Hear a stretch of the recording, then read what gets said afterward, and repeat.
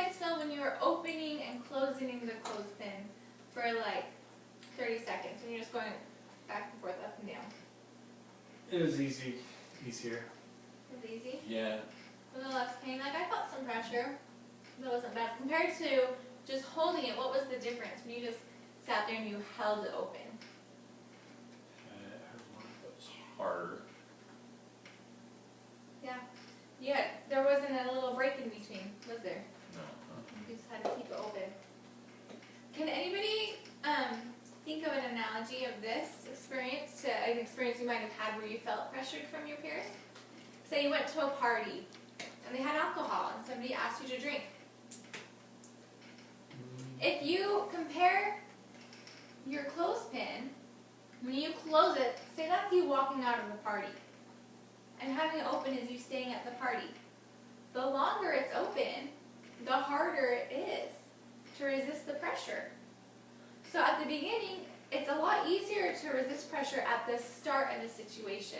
Right when you enter it, if it's not good, oh, hey Jonathan, remember our class rules posted on the board that we made at the beginning of the year? We decided as a class rule that we wouldn't drink anything in class other than water. So you're more than welcome to have a bottle of water, but otherwise if you're just going to drink your juice, you need to do that in the hallway after class. Okay. Thank you so Sorry. much. No, that's fine. Thank you for cutting that away. So but back to our discussion.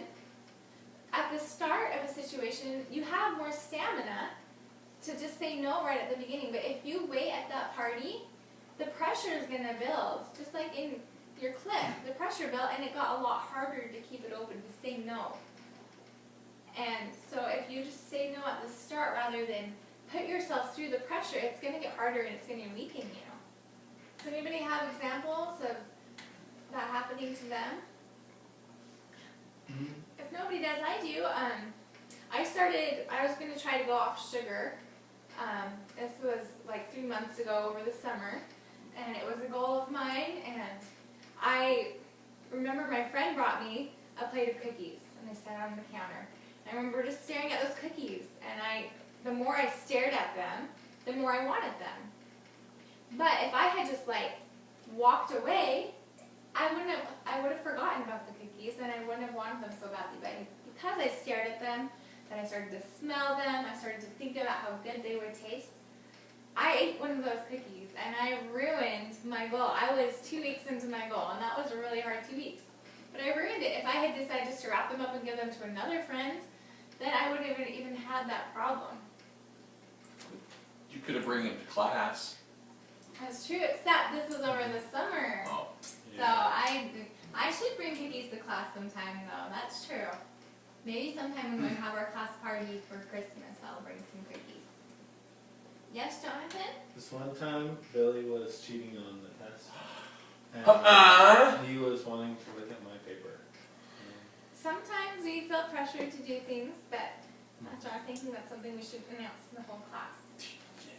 Okay, so next class, you guys are more than welcome. I'd like for you to keep your little clips as just a reminder of this demonstration that we did, but I'd like for you to please put them away during class and not get them back out during class so that we can finish our lesson.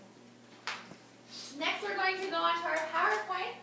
Mary, could you please help me to pass out these study guides? I'd like you guys to take notes on your study guides as you follow along the PowerPoint. Let's keep our hands to ourselves, boys. Billy's not keeping his hand to himself. Okay, there's your study guides. So as I go through the PowerPoint, I want you to, there's some fill in the blank answers, some short answers, just the slides go right along with the study guide. Teacher, Yes. he's got my pencil. I need Is it. that, okay, You have a Jonathan, pencil.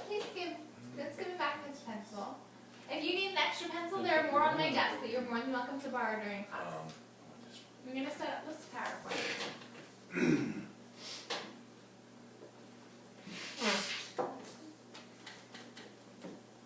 Billy, if you need a Kleenex, there's a lot on my desk. But if you don't, it's okay. I don't. Okay.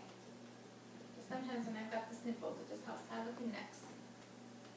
Okay, so our PowerPoint today is on, obviously, refusal skills. And keys to look for today are the goals of refusal skills and how to withstand. Everyone has the power to resist, but everyone does not sincerely want to. The goals of refusal: 1, you want to keep your friends. You don't want to be at the party, and you don't want to offend people. That's part of the problem with peer pressure, is you don't want to offend anybody. You want to be able to have fun. You don't want to be the one that everybody calls the party pooper. You want to stay out of trouble, though. So, steps that are going to help us maintain these goals while we refuse: ask questions, name the trouble, identify the consequences, suggest an alternative, move it, sell it, and leave the door open. What to do under peer pressure: stay calm. That's really important for your self-regulation. Remember, I liked how earlier Billy said that he doesn't have a problem saying no because he knows that he has the power to say no, that he's in control. And staying calm is one of those things that helps you remember that.